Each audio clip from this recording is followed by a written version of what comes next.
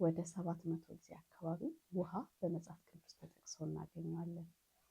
መጀመሪያ ተጠቅሶ የምናየው ዘፍጥረት ምዕራፍ 1 ቁጥር 2 ላይ ነው።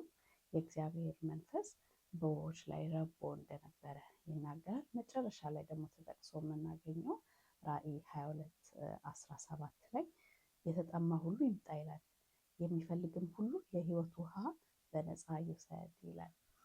ኢየሱስ ክርስቶስም ሲናገር የሕይወት ውሃን እንደሚሰጥ፣ የተጠማ መጥቶ ከሱ እንዲጠጣ ይጣራል፣ ከሱ ደግሞ የጠጣ ዳግመኛ እንደማይጠማ ይልቅስ ከሆዱ የሕይወት ውሃ ምንጭ እንደሚፈልቅ ይናገራል ማለት ነው።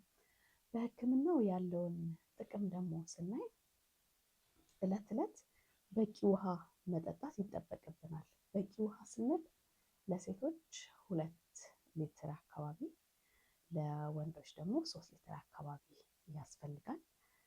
ይሄ በተለያየ ሁኔታ እድሜንም ባማከለ ጤናንም የጤና ሁኔታን ያለውን የሰውነት እንቅስቃሴያችንን ባገናዘበ መልኩ ይሄ አማካይ መጠኑ ሊለያይ ይችላል፣ ሊለወጥ ይችላል። ግን በአማካይ ለሴቶች 2 ሊትር ለወንዶች 3 ሊትር ይመከራል ማለት ነው።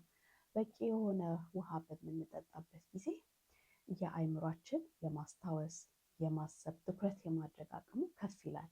ምክንያቱም ለሰውነታችን ንጥረ ነገርና ኦክሲጅን የሚደርሰው በደም እየተዘዋወረ ነው።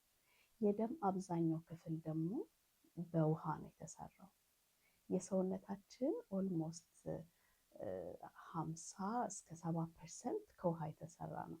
ያለ ውሃ ከ3-5 ቀን በላይ በህይወት ራሱ መቆየት አንችልም እኛ ሰዎች። ሌላ ደግሞ የኩላሊት ጠጠርን ይከላከላል። ከሰውነታችን ቆሻሻዎች እንዲወገዱ ያደርጋል። በሽንት መልክ፣ በላብ መልክ የሰውነታችንን የሙቀት መጠን ደግሞ ያስተካክለዋል። ለምግብ መፈጨት ጥሩ ነው። ምክንያቱም ከምራቃችን ጀምሮ ጨጓራችን ውስጥ ለምግብ መፈጨት የሚጠቅሙት ጁሶች በጠቅላላ እንዲፈጠሩ ውሃ ያስፈልጋል። ሌላ የሆድ ድርቀትን ይከላከላል። ለቆዳችን ልስላሴና ጥራት በጣም አስፈላጊ ነው። በመገጣጠሚያዎቻችን አካባቢ ፍትጊያ እንዳይኖር ይሄ ኮሽን ይሆንለታል ማለት ነው። በቀላሉ እንድንንቀሳቀስ ይረዳናል። ለምሳሌ አይናችን፣ ህብረ ሰረሰራችን እንዳይገጫጭ፣ እንዳይጎዳ በውሃ ተከቦ ተጠብቆ ነው የሚገኘው።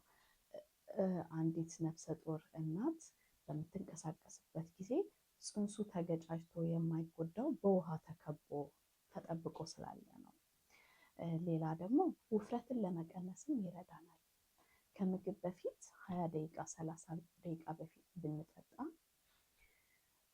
ከመጠን በላይ እንዳንበላ ይረዳናል።